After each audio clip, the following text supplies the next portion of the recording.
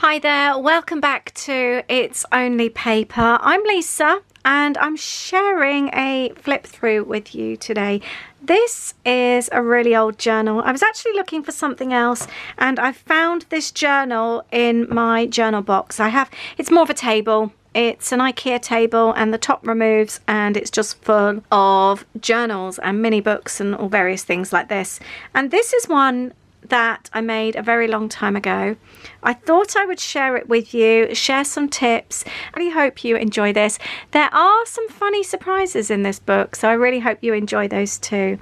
Now, like I said, I don't know actually when I created this. The last trip that was covered, I think, was 2010, and it was a class. I did this as an actual class in a store, in a scrapbooking store.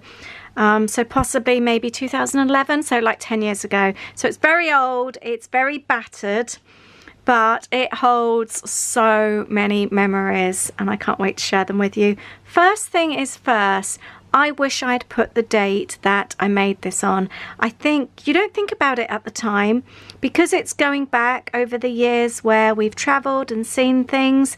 I didn't think that the date was important. Now looking back, I wish maybe on the back I've put handmade by Lisa. I wish I'd actually put the date when I created it as well. I think that would be really cool. So the book here, it's actually almost like chipboard cover with holes in the side. I've got 2 book rings and then I've made the pages myself. I've decorated them with scrapbooking paper. This, if I remember right, was My Mind's Eye. I might be wrong. And I've used, you might recognize this here. It has fallen to bits. It's my favorite Cocoa Daisy stamp. And I've put here Lisa's travel journal. My travels, my memories, my stories. I think that's a really nice title. I would like to give it a bit of TLC actually and tidy it up a little bit. But that's the journal front, that's the back there. I like that I've put that I'm the one that's made it. I must have made a mistake there and actually hold the wrong side, which I can see. And I've like stamped some ribbon here as well. It looks quite pretty. So as we open this up, first thing I've got is a little envelope here. I've got a tag that pulls out and I've got my top 10 travel places that I've been to. So I've got number 1, bearing in mind this was like 10 years ago, Orlando, San Francisco, New York, LA, Barcelona, Las Vegas, Grand Canyon, Bangkok, Lanzarote and Turkey. I don't know if they were in any particular order because that certainly wouldn't be my list now. But that's that. Obviously I've been to new places though since this was made, but that's quite a nice way to start a travel journal if you're doing one in general, because that's the thing, you don't have to do one like just for a specific place. You could just do your favorite places, or you could just go back over the future of places that you've been to. And then I've also put places I've been to and I've just generally listed them. These pages that I've used are actually, you know, like the study cards that you get. That's what I've used for these, probably just from somewhere like The Works, or actually, did you even get The Works back then? Smith, somewhere like that. So England, Wales, Scotland, Ireland, France, Belgium, Germany, Copenhagen, Ibiza, Lanzarote, Luxembourg, Austria, Turkey, Spain, Holland, Thailand, St. Lucia and San Juan. Oh, and then I've got states. I was going to say I haven't got USA. Chicago, Illinois, Evansville, Indiana, Kentucky, Memphis, Tennessee, Nashville, St. Louis, New York, LA, San Diego, San Francisco, Las Vegas, Grand Canyon and Orlando. So that's my little list there. And then, this is interesting. I haven't actually read this through. I'm not sure where my love of travel comes from. I took my first trip abroad when I was just 4 months old, a train and boat trip to Dusseldorf in Germany for my great-granddad's funeral. At 8 years, we went to Ibiza, and at 13, we moved to Germany. Travelling then became a regular thing, driving through Germany, Holland, Belgium, France to go back to England. We lived just 20 minutes from the Holland border, Venlo. We would also visit places just for the day to explore, like when we went to Belgium for breakfast, just because. I won't be reading everything, don't worry. So then I've got like growing up in Germany gave me my first taste of adventure abroad. And then I've got, we went to Garmisch-Partenkirchen down south in Germany. This is the original. This is apparently where Walt took inspiration for the first Cinderella castle. I've just put old family trips. What else have we got here? And then I've got Golden Gate Bridge. This was taken, I remember taking this photo on the other side of the bridge in 1996. This is where it gets exciting. I've made a little envelope here, as you can see. It's the same, it's almost like a leather kind of type paper. I've got some little matte bits here when I've put here tickets and bits, and all I've done is stuck the two sides in there, so this becomes a pocket. Does anybody else always keep their bits and pieces? So we've got here American Airlines, and that was the 12th of July, so this would have been our return, London to Chicago. Oh, so London, LAX, no, oh, I'm confused. London, Chicago, LAX. Why did that happen like that? I have no clue. 12th of July. I know. We travelled from Las Vegas to LAX to Chicago to London. That makes sense now. Right, so 3 flights home. This is the other thing that's going to be interesting. We were always on staff travel back then because I worked for an airline. You could fly with, providing there was availability, any airline, any non-charter airline we could fly with. Our tickets worked just the same. Although I worked for Lufthansa, we could use the same tickets for BA, American. Virgin wasn't really a thing back then. But yeah, so all those airlines, United. So I've got here, this was my first trip to LA, 1996. That's obviously the castle there, Hollywood, San Diego Zoo, and then driving from LA to San Francisco. And then I've got Las Vegas here. And there's a photo of Hoover Dam. I've also got, we took a tiny, tiny little plane, Air Nevada. And again, I've just kept the luggage receipt there. And then we've got the Grand Canyon. I've used the same stamp throughout the book. So you've got the same theme running throughout. And if you're familiar with my work, I still do that now. I like to have a bit of a theme running.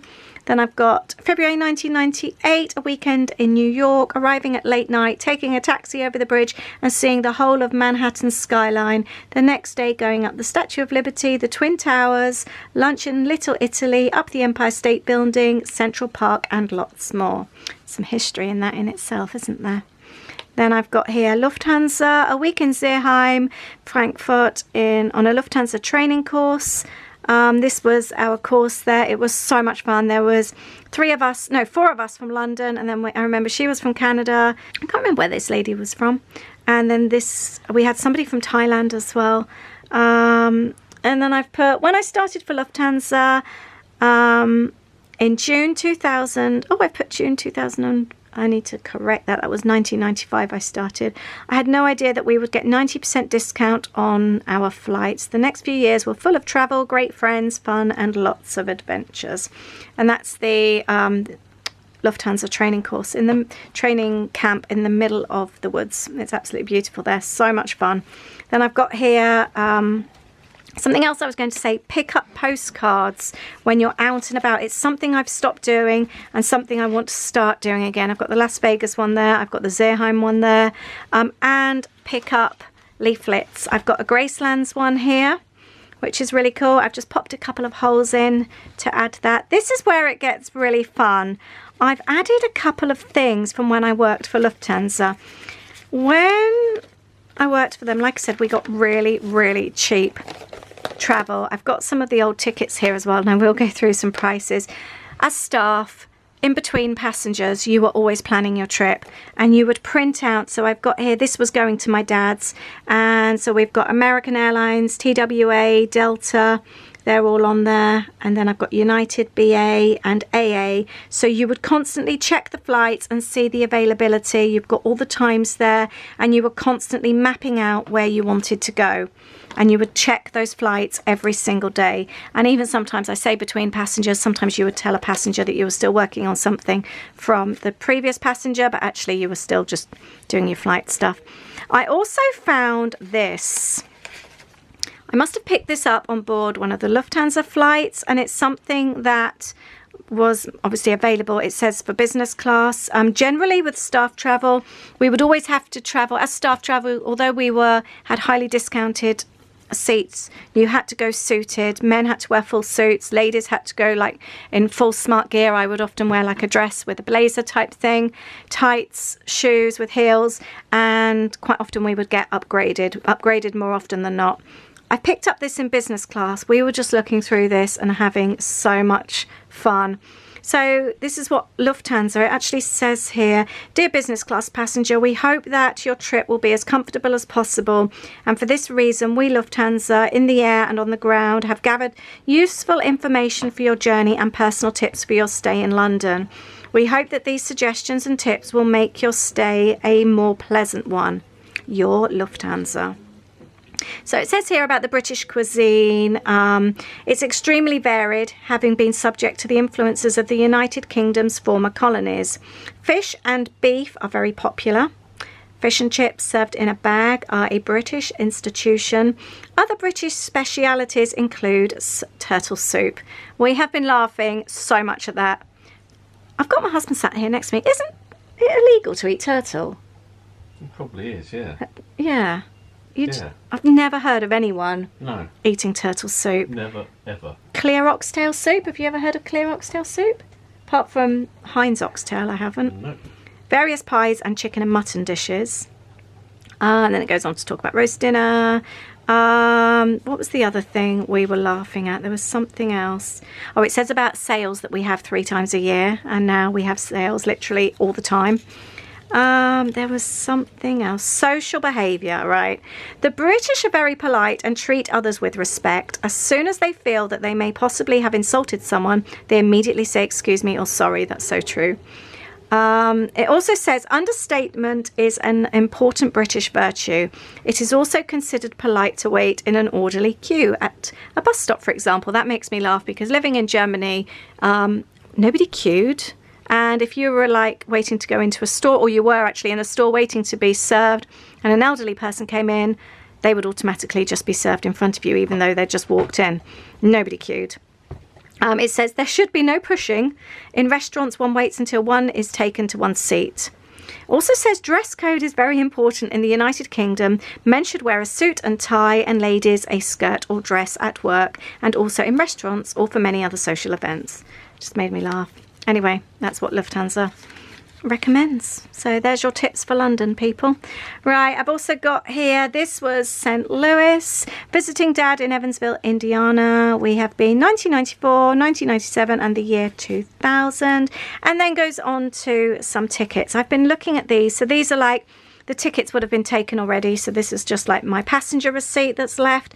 And this was how much we paid. So we travelled, this was June 1996, and we travelled London to New York, and that was London to New York return was £78, and then we paid £5 tax, £6.80 tax, and £8.10 tax. They were the taxes that were paid. That's not bad going. And then another ticket, New York to Los Angeles, was £61. And I'm guessing the tax would have been included in that. So in total, how much is that? £97.90 plus 61. About 158 kind of thing. About £158 return. And we'd got upgraded completely. So that was all what would have been like business class back then. And we ended up flying with American Airlines. So that was that. I also found this ticket. This was when I went to, I don't even remember going to Munich. I wonder if this was when I went with my friends to Turkey. I remember we travelled via Munich, and that was an upgrade as well. That's a seat 4C in club. That's quite nice. But yes, tickets were very, very cheap. Here we go. Here's another one to my dad. London, Chicago, Evansville. And that was a total of £76 return. And 1995 this one is. And that was £10 tax, £3.70 tax, and £8.60 tax. That's not bad. What else have we got here? More boarding passes. Always keep your boarding passes. And your luggage receipts, they're really handy and so fun in travel journals. Then I've got a St. Lucia trip here, where we stayed, and I've made a flip there and attached the boarding passes. Obviously not everybody has boarding passes these days, which I think is really sad. Made a little pocket here. This was, I haven't even journaled in this bit actually. I need to go back and do that. That was Disneyland Paris 2002. Then I've got a trip here. This was November 2004. We rented a villa in Lanzarote with some friends, and I've just used a regular envelope here, journaled on the top, and including boarding passes. Oh, that was a little ticket from when I went to ride the camels. I didn't even know that was in there. €10 to ride a camel. I don't think I'd ride a camel again.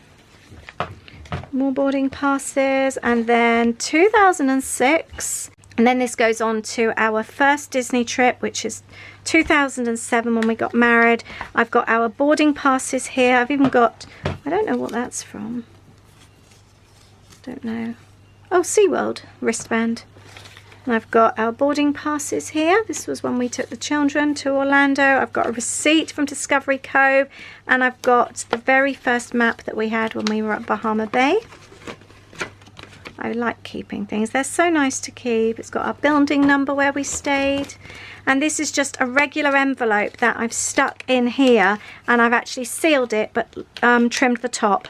So it's like a little open envelope to pop things in.